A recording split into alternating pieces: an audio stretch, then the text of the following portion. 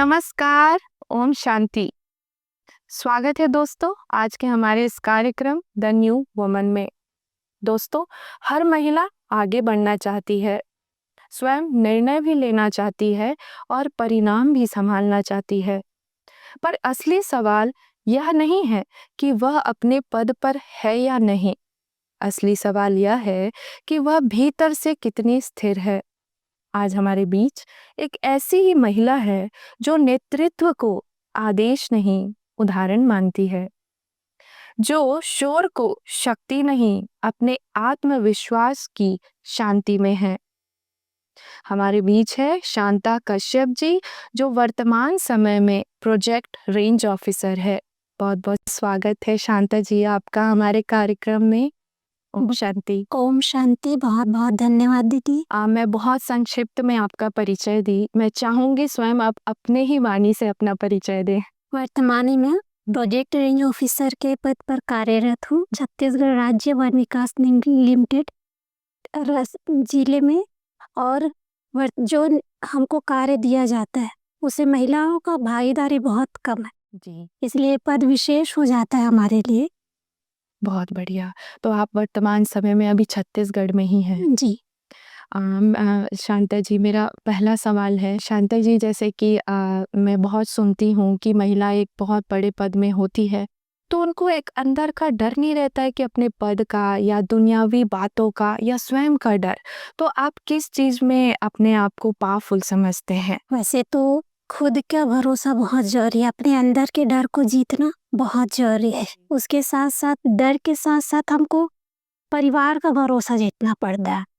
पद और परिवार दोनों को संभालने के लिए हमको परिवार के सहयोग की जरूरत पड़ती है, तो जरूरी है कि हम उनको भी साथ लेके चलें।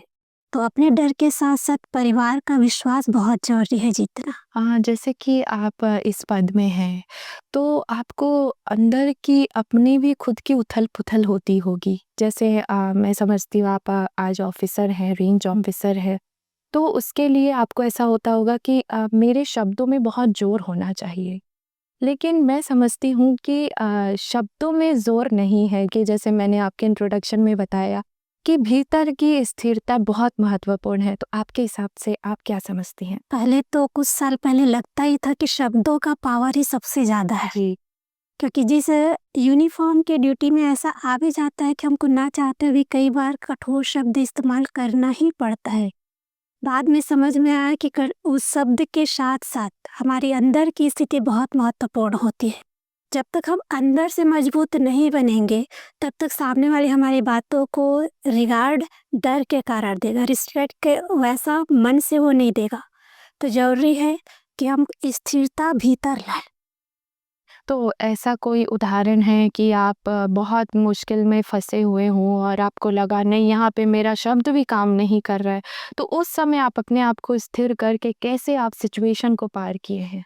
कई बार होता है हम लोग जब फील्ड में, हम लोगों का ऐसा जंगल में ड्यूटी रहता है, आदिवासी क्षेत्र में भी जाना होता है। कई बार ऐसा सामने आ जाता है कि लोग बात सुनना ही नहीं चाहते, क्योंकि उनको समझ में ही नहीं आ रहा है कि हम करना क्या चाहते हैं। उनको लगता है कि उनको हम डिस्ट्रॉय करना चाहते हैं। हमारा उद्देश्य दोनों जल जंगल जमीन सबके जो है सुरक्षा है। तो वो समझाने में हमको उनको बहुत टाइम बहुत मेहनत भी लग जाता है, प्लस लोग सपोर्ट भी नहीं करते। उस समय कुछ सेकंड के लिए अपने आप को स्थिर करके अपनी मन की शक्ति को जब तक हम जागृत नहीं करते और अपनी बात दृढ़ता से जब तक नहीं रखते तब तक हम उनको हैंडल नहीं कर पाते। तो जरूरी है कि अपने अंदर स्थिरता लाकर उनको अपनी बातों को समझाएं। पावर के साथ साथ शक्ति के साथ साथ प्यार बहुत जरूरी है। ये चीज़ उन लोगों को तभी समझ में आती है जब हम उनको प्यार से समझाते हैं। तब कभी कभी बहुत एग्रेसिव भी ऐसा हो जाता है कि हम सिचुएशन में ऐसे फंस जाते हैं कि मतलब कैसे हैंडल किया जाए वो कर ही नहीं पाते। तब हमको अंदर की शक्ति ही काम आती है। हाँ, कई बार ऐसा होता है कि हम जब बेजा कब्जा कर लेते हैं, लोग जंगल वाले जंगल को ही काटने लग जाते हैं, आसपास ग्रामीण जो है, तो उनको अरेस्ट करना पड़ता है। बहुत सारे ऐसे प्रोसेस रहते हैं, तो उसमें हम लोगों को ऐसा तो मारपीट का भी पोजीशन आ जाता है कई बार। तो उसमें हम लोग यही है कि जब तक अपना अंदर की शक्ति का प्रयोग करते हैं, उनको हैंडल नहीं करेंगे तब तक कि नहीं हो पाता। तो कई ऐसे सिचुएशन आए हैं बेजा कब्जा को हटाने का, जो हम लोगों को सभी का साथ लेना पड़ता है, पुलिस वाले का और राजस्व वालों का, सभी का साथ लेना पड़ता है। तो उनको सख्ती से कार्रवाई भी करनी पड़ती है। बहुत सारे ऐसे सिचुएशन आए हैं जो ग्रामीण हम लोगों को घेर भी लेते हैं। तो ऐसा होता है, लेकिन बाद में जब वो लोग मानते हैं शासन की बातों को, हमारी बातों को समझते हैं, उनको अच्छे से समझाया जाता है तभी, क्योंकि वो पढ़े लिखे नहीं होते। उन तक पहुंचाने के लिए शब्दों के साथ साथ भावनाओं की भी बहुत ज़्यादा ज़रूरी रहती है। तो भावनाओं को महत्व का वो लोग समझते हैं, फिर उसके बाद ही हैंडल हो पाता है। तो जैसे आज के हमारे श्रोताएं सुन रहे हैं कि ऐसे वर्तमान समय में आज आप ऑफिसर के पद पर है, तो बहुत सारे ऐसे एग्ज़ाम के टाइम आपको चुनौतियों का सामना करना पड़ा। तो जो भी हमारे युवा साथी, खासकर महिलाएं सुन रही हैं, हमारी युवा महिलाएं, उनके लिए आप क्या सजेशन देंगे? जो कई बार ऐसा होता है कि बहुत डिप्रेशन में आ जाती है, उनको ऐसा लगता है मुझे नहीं चाहिए ये पद। तो आज इस मुकाम तक आप पहुँचे हैं, तो क्या-क्या आपको अंदर की, बाहर की परिस्थितियों का सामना करना पड़ा? परिस्थितियाँ बहुत सारी आती हैं, खासकर एक महिला के जीवन, क्योंकि ऐसा समाज ने बना ही दिया है कि आपका जीवन केवल दूसरों के लिए है। अपने लिए सोचना, अपने लिए करना बहुत साहस का काम होता है। समाज में, परिवार में, सब तरफ कोई आज के डेट में सपोर्ट मिल भी रहा है। कुछ समय पहले तक तो कुछ भी सपोर्ट नहीं था। तो हमको सबसे पहले अपने आप से हार नहीं माननी है। जी। जो हमने एम डिसाइड कर लिया है कि हमको कुछ बनना है, आज कंपटीशन इतना ज़्यादा बढ़ गया है कि आप 1 अटेम्प्ट 2 अटेम्प्ट में हार मान लेते हैं। हारना नहीं है, हमको लगे रहना है, प्रयास को सही दिशा दीजिए। कभी-कभी रहता है कि हम सही दिशा मेहनत कर रहे हैं, लेकिन दिशा सही ना होने के कारण हम सफलता नहीं पाते। थोड़ा-सा सोचिए, आपके अंदर से ही समझ में आएगा कि आप करना क्या चाहते हैं, आपके अंदर शक्ति कितना है। तो उसको जागृत कीजिए, थोड़ा-सा अपने ऊपर ध्यान दीजिए और आप जो करना चाहते हैं, महिला में इतनी शक्ति है, वो जो करना चाहते हैं कर तो सकती है। कुछ शक्तियों का डिफ़ाइन करिए, आप कैसे शक्ति को जागृत किए हैं? आपके टाइम में भी आपको बहुत सारे अपने अंदर की ही चुनौतियाँ आया होगा, तो उस टाइम आप कैसे उसको जीते हैं? हमारे में तो मतलब हम गांव से जब बिलोंग करते, तो पढ़ाई से लेके हर चीज़ में परिस्थितियाँ आई कि एक लड़की को इतना पढ़ाना नहीं चाहिए। गांव से पहली लड़की थी, ऐसा कि बाहर जाके पढ़ना, इस सब में तो बहुत फेस हुआ। बट ये है कि अपनी दृढ़ता को बनाए रखना है। हम जो चाहते हैं वो हासिल कर सकते हैं, बस हमको खुद से हार नहीं माननी। तो उसके लिए आप क्या करती थी कि खुद से हार नहीं मानना है? मेरा पहले से अध्यात्म की ओर था। बहुत सारे सबसे पहली चीज़ है डेडिकेशन। मैं जिससे जोड़ती थी 100% समर्पण की भाव से, मतलब वो जो बोल रहे हैं ना वो करना है। तो ये जो समर्पण की भावना है वो आपको पोस्ट की ओर ले जाने में भी बहुत फायदा करता है। तो अध्यात्म की दिशा, जो ज्ञान की दिशा रहती है, वो दिशा ऐसा है कि आपको समाज में भटकाव बहुत ज़्यादा है, तो उसमें हमको भटकने नहीं देती। तो जैसे बहुत सारे संगठन में गई मैं, लगा कि अध्यात्म बहुत ज़रूरी है पढ़ाई के साथ-साथ। तो अध्यात्म में एक शक्ति थी जो बनाए रखा, और वहाँ से जो शक्ति मिलती है, वो हमको अपने जीवन में यूज़ करके अपने लाइफ को ईज़ी बना सकते हैं। आप ये कहना चाह रही कि आध्यात्मिकता ही है जो रियल पावर हमें देती है। बिल्कुल। और मेरा अगला प्रश्न है मैडम जी कि बहुत सारी ऐसी महिलाएं हैं जो काम-काज कर रही हैं, बाहर से तो अपने आप को बड़ा मजबूत दिखाती है, पर अंदर से कहीं न कहीं वो टूट रही है। तो इसमें आपका क्या विचार है? आप क्या उनको सजेस्ट करेंगे कि आप टूटो नहीं अंदर से? खासकर कामकाजी महिलाएं, जी वर्किंग वुमेन्स, ऐसा रहता है उनको घर और अपने जॉब का दोनों को बैलेंस लेके चलना बहुत जरूरी है। लेकिन क्या है, आज नारी के लिए वही किया जाए तो बोला जाता है ना कि बस उनका जीवन देने के लिए बस देते रहती है। अपने लिए थोड़ा सा टाइम निकालना बहुत जरूरी है। और वही बताए ना, शांति, स्थिरता, ये हमको बहुत जरूरी है। तो जब तक आप अपने आप को टाइम नहीं दे पाओगे, अपने आप को नहीं संभालोगे, तो परिवार कैसे संभालोगे? महिला की स्थिति परिवार में एक धागे के समान है। कौन सा धागा? माला का वो धागा, जिसमें हर एक मनका जुड़ा, हर एक माला के दाने लगे हुए। अगर वो टूट गई तो पूरा माला ही बिखर जाएगा। तो बहुत जरूरी है कि हम अपने आप को संभालें, अपने ताकत को पहचानें, और स्थिरता को बनाते हुए अपने जीवन को सही दिशा देते हुए अपने लिए थोड़ा समय निकाल कर विशेषकर मैंने कहा ना आध्यात्मिकता की शक्ति, तो थोड़ा-सा आध्यात्मिकता की ओर मुड़े। समाज में इतना ज़्यादा दिखावा है, उस दिखावा से दूर होके थोड़ा-सा अपने लिए समय निकालिए, अपनी शक्ति को जागृत कीजिए और उसको सही दिशा में लगाकर अपने परिवार और जॉब दोनों को सँभालिए। मैम, आप जैसे बात कर रही हैं कि आध्यात्मिकता, तो आध्यात्मिकता तो दुनिया में बहुत सारी चीज़ है, मतलब ऐसा कहते हैं कि खुद को आप शांत स्वरूप में स्थित करो, वो भी एक आध्यात्मिकता है। तो आपके हिसाब से आध्यात्मिकता क्या है? आध्यात्मिकता को डिफाइन करना, जी। ये बहुत बड़ा सब्जेक्ट है। एक शब्दों में या एक लाइन में इसको डिफाइन नहीं किया जा सकता। लेकिन मैंने जो एक्सपीरियंस किया, बहुत सारे संगठन में गई, आध्यात्मिक से जुड़े हुए बहुत सारे ऐसे कर्म किए जो कर्म कांड के रूप में गिनती आती है, भक्ति जिसको किया जाता है, कहा जाता है। भक्ति भी बहुत किया, लेकिन जो सच्ची जो खोज थी, जो तलाश थी, जो जीवन को श्रेष्ठ दिशा में बदल दे, वही आध्यात्मिकता है। जो हमको दूसरों के लिए जीना सिखा दे, दूसरों के दर्द को महसूस करना सिखा दे और उनके लिए अगर ना चाहते भी हम उनके लिए सोचना शुरू कर दें, वो आध्यात्मिकता की ओर ले जाता है। लेकिन सही आध्यात्मिकता वो सर्वोच्च ज्ञान है जिससे हम अपने जीवन को श्रेष्ठ बना सकते। तो मैंने बहुत सारे संस्था में के नाम तो किसी के नहीं लूँगी क्योंकि हर संस्था अपने आप डिटेल हमारे अच्छा ही कार्य कर रही है। लेकिन जो सच्चा ज्ञान मुझे प्राप्त हुआ, तो ब्रह्मा कुमारी के संपर्क में जब आई, तब मुझे जो खोज थी, जो तलाश थी, वो मेरी पूर्ण हुई। आप कहाँ-कहाँ गए हैं? जैसे आपने बताया बहुत सारी जगह आप भटके हुए हैं, बहुत भक्ति किया। बचपन से ही आध्यात्मिक पूजा पाठ की ओर थे। जैसे घर में मम्मी बहुत भक्ति करती थी, तो हम लोग भी लगे रहते थे।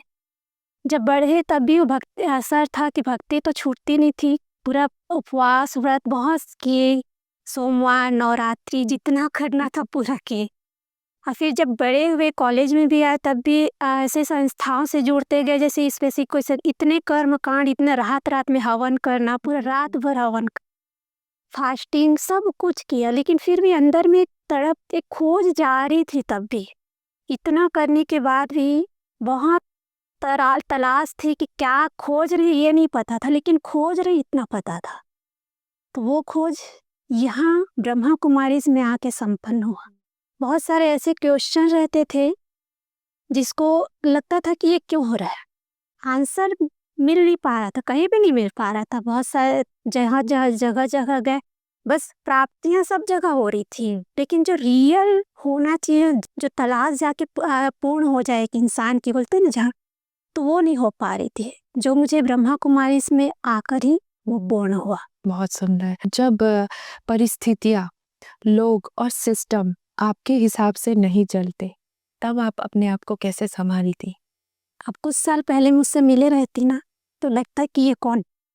तो अभी के और कुछ साल पहले जब मैं संपर्क में नहीं आई थी ब्रह्मा कुमारी के, बहुत अंतर है, बहुत अंतर। मतलब थोड़े से में चिड़चिड़ाहट आ जाता था, गुस्सा इतना ज़्यादा, मतलब यूनिफॉर्म जैसे पहनते ऐसा लगता कि एक अलग ही एनर्जी पूरा बह रहा है। तो उसमें क्या होता है, एक अलग ही एग्रेसिवनेस आ जाता है। मतलब कोई गलत कर रहे हैं, कोई बात नहीं मान रहे थे, तो बहुत रफ हो जाते हैं हम लोग, बहुत ज़्यादा।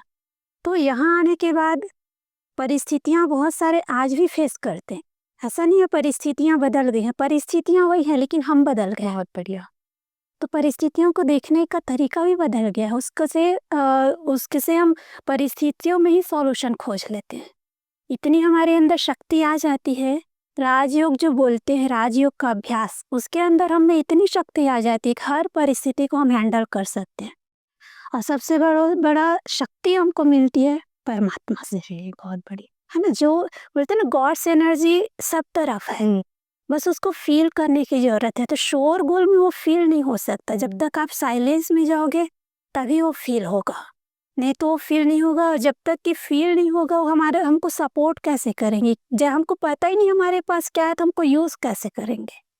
तो मुझे अंदर की शक्ति बहुत मदद करती है और भगवान की शक्ति बहुत मदद करती है। जैसे कि हमारे शो का नाम है न्यू वुमन, तो अगर एक शब्द में न्यू वुमन को गढ़े, तो आपकी राय क्या होगी इसमें? द न्यू वुमन एक शब्द में से बताना मुश्किल है, लेकिन अगर मैं ये बोलूं कि अगर परिवार, समाज या विश्व, परिवार अगर शरीर है, तो न्यू वुमन आत्मा है। जी। उनके बिना परिवार की कल्पना नहीं की जा सकती। वो इस आधार स्तंभ है अपने परिवार के, अपने समाज की। जब नारी आगे बढ़ेगी, नारी सशक्त होगी, तभी जो है ये परिवार, ये समाज सशक्त हो पाएगा, सुख और शांति से भरपूर। कहते हैं ना, धरा पर स्वर्ग नारी ही उतार सकती है। बहुत सुंदर आपने द न्यू वुमन का डेफिनेशन बताया। मैम, मैं अगला सवाल ये जानना चाहूँगी कि जैसे कि आज आप रेंज प्रोजेक्ट ऑफिसर हैं, तो उस बीच में आध्यात्मिकता बड़ा वंडर लग रहा है शब्द ही, तो क्योंकि आप लोगों का ड्यूटी ही है कि मैं समझती हूँ शांति से काम नहीं चलेगा, फिर भी आप आध्यात्मिकता को लेके चलती हैं। आप बता रही कैसे उसको आप मैनेज करती हैं उस टाइम में जब परिस्थितियाँ बिल्कुल आपकी विपरीत होती है? कई बार आती है परिस्थितियाँ कि हमको एकदम सख्ती बरतना ही पड़ता है। जी। वहाँ पर प्यार कोई काम नहीं करता, क्योंकि लोग समझना ही नहीं चाहते। कई बार आता है, तो वहाँ पर हमको करना पड़ता है। लेकिन हमको परमात्मा का एक ज्ञान मिला है कि जो भी कर रहे, एक पार्ट समझ के करना, साक्षी होकर करना। अपने आप को, जैसे हम मूवी देखते हैं, तो मूवी में कई लोग देखते हैं तो इंजॉय करते हैं, वो इन्वॉल्व नहीं होते, केवल इंजॉय करते हैं। और कई लोग इन्वॉल्व होकर उसमें रोने गाने लग जाते।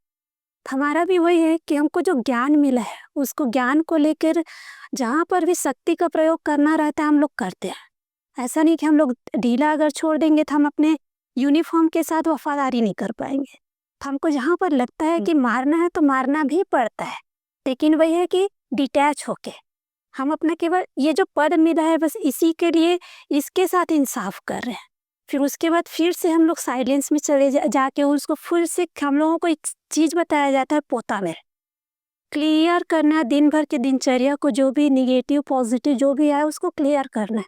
तो बीच बीच में भी ये हम करते हैं तो उससे इजी हो जाता है। प्लस जॉब की बात आई तो ऐसा लगता है ना कि पहले लगता था कि अरे जंगल में जाना, अब पहले समाज के चकाचौंध में रहते थे, पार्टी करना ये सब लाइफ का पार्ट ही समझते थे, मूवी जाना ये सब में बिजी रहते थे। तो लगता था जंगल में कौन जाएगा, और जंगल में भी जाने से ऐसा बोर लगता था कि ऐसे भाग भाग के आज, क्योंकि नेचर से जुड़े नहीं थे ना।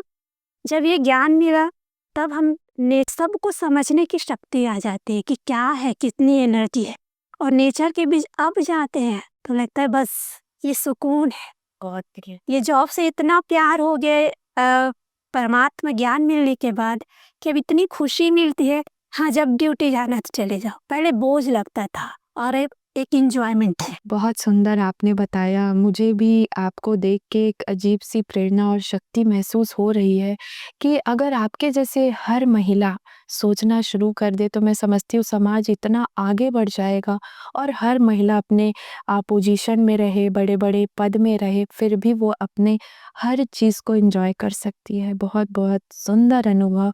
हम फिर से मिलेंगे अगले एपिसोड में। ओम शांति। ओम शांति। बहुत बहुत धन्यवाद। तो साथियों, नेतृत्व बाहर के शोर शराबे से नहीं आती है। आज हमने सुना नेतृत्व अंदर की, अपने भीतर की शक्ति से आती है। जैसे कि इन्होंने बताया कि द न्यू वुमन एक अंदर की अपनी ही पहचान है, अपने आत्मा की शक्ति है, जो हर एक मनुष्य उसे पहचान कर अपने जीवन को नवीनता की ओर ला सकता है। फिर से मिलेंगे एक नए विषय के साथ। तब तक के लिए नमस्कार। ओम शांति।